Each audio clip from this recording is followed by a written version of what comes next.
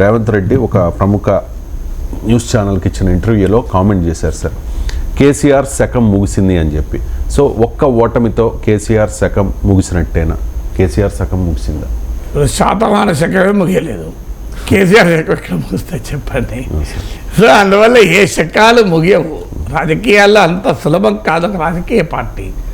So ఇలా చాలా అభిచ్వరీలు రాస్తూ ఉంటారు, వీళ్ళ శకం ముగిసింది వాళ్ళ శకం ముగిసింది అని. కానీ వాళ్ళు మళ్ళీ పైకి లేస్తూనే ఉంటారు. మీకు 10 ఏళ్ళు చంద్రబాబు నాయుడు ప్రతిపక్షంలో ఉన్నాడు, ఇక తెలుగుదేశం పని అయిపోయింది అన్నారు. ఎందుకంటే అటు తెలంగాణ ఉద్యమం, ఇటు రాజశేఖర రెడ్డి మరణానంతర సానుభూతి, ఇటు జగన్మోహన్ రెడ్డి ఓదార్పు యాత్రల ఫినామినన్. అసలు 37 దాటి టీడీపీ, కానీ ఏమైంది 2014లో అధికారంలోకి వచ్చింది. సో అందువల్ల రాజకీయాల్లో ఎప్పుడు కూడా అలా ఉండదు. జగన్మోహన్ రెడ్డి పని అయిపోయింది, 23 మంది ఎమ్మెల్యేలు కూడా జగన్తో లేరు, ఇక జగన్ నమ్మకమే లేదండి బయటకు వస్తున్నారన్నాడు. ఏమైంది? జగన్మోహన్ రెడ్డి ముఖ్యమంత్రి అయ్యాడు. కాంగ్రెస్ పని అయిపోయింది అని మనం దుబ్బాక ఎన్నికలప్పుడు వినలేదా? జిహెచ్ఎంసీ ఎన్నికలప్పుడు వినలేదా? హుజూరాబాద్ ఎన్నికలప్పుడు వినలేదా? హుజూర్ నగర్ ఎన్నికప్పుడు వినలేదా? నాగార్జున సాగర్ ఎన్నికలప్పుడు వినలేదా? కాంగ్రెస్ పని అయిపోయింది, కాంగ్రెస్ ఎక్కడ ఉంది అని. మళ్ళీ కాంగ్రెస్ 64 సీట్లతో అధికారంలోకి వచ్చింది. అందువల్ల ఎవరి శకం కాంగ్రెస్ శకం ముగిసిందని అన్నారు. అప్పుడు కూడా కాంగ్రెస్ పని అయిపోయింది, ఇక కాంగ్రెస్ ఢిల్లీలో లేదు, గల్లీలో లేదు అన్నారు. ఆల్రెడీ గల్లీలో వచ్చింది, ఢిల్లీలో వస్తారు రాదో చూడాలి. సో అందువల్ల రాజకీయాల్లో ఒక పని అయిపోవడం ఉండదు. ఎందుకంటే బీఆర్ఎస్కు 37% ఓటింగ్ వచ్చింది, 39 ఎమ్మెల్యేలు ఉన్నారు. క్రైసిస్ మాత్రం ఉన్నది. ఎందుకు ఆ క్రైసిస్ ఉంది? ఓడిపోయిన ప్రతి పార్టీకి ఇది క్రైసిస్ కదా. కాంగ్రెస్ పార్టీ ఓడిపోయిన 2014 ఏమైంది? ఆ పార్టీ నాయకులంతా బీఆర్ఎస్లో చేరలేదా? ఎమ్మెల్యేలు గెలిచిన ఎమ్మెల్యేలు ఎంపీలు చేరలేదా? 2019లో అదే జరగలేదా? సో 2014 2019లో కాంగ్రెస్కి ఏం జరిగిందో 2024లో బీఆర్ఎస్కి అది జరుగుతుంది. అందువల్ల history will repeat it self.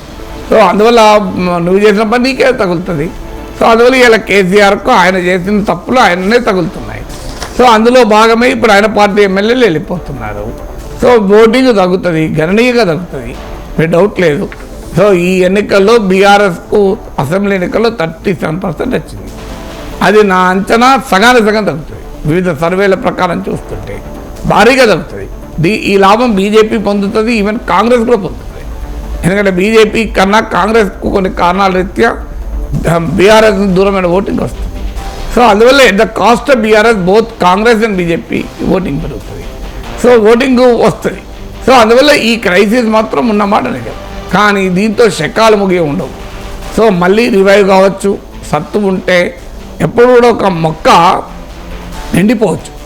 ఎందుకంటే వర్షాలు పడకపోతే, నీళ్ళు అందకపోతే అది ఎండిపోవచ్చు. కానీ మళ్ళీ వాతావరణ పరిస్థితులు అనుకూలించడంతో మళ్ళీ చిక్కుతుంది. అందువల్ల అలా మన ఒక రాజకీయ పార్టీకి, ఒక రాజకీయ నాయకుడికి పొలిటికల్ అభిచ్చుది ఇక రాజకీయంగా కథ ముగిసింది, శక ముగిసింది అనేది ప్రత్యర్థులు రాజకీయంగా అటాక్ చేయడం కొరకు వాడుతూ ఉంటారు. కానీ అది ఎప్పుడూ నిజం కాదు. అది కాంగ్రెస్ పార్టీ విషయంలోనే నిజం కాదని తేలినాక బీఆర్ఎస్ విషయంలో, కేసీఆర్ విషయంలో ఎలా జరుగుతుంది? రేవంత్ రెడ్డి కొడంగల్లో ఓడిపోయాడు, శక ముగిసిందని బీఆర్ఎస్ వాళ్ళు అన్నారు. ఆయన మళ్ళీ వెళ్తే వెంటనే వితిన్ మంత్స్ మల్కాజ్గిరి నుంచి ఎంపీగా గెలిచాడు. సో కిషన్ రెడ్డి అంబర్పేటలో ఓడిపోయాడు, అయిపోయింది అనుకున్నారు. ఆయన దిగిన వాళ్ళు ఎంపీగా గెలిచి కేంద్ర మంత్రి అయ్యాడు. సో అందువల్ల రాజకీయాల్లో అలా ఒడుదుడుకులు ఉంటాయి, ఆటపోట్లు ఉంటాయి, ఎత్తుపల్లాలు ఉంటాయి.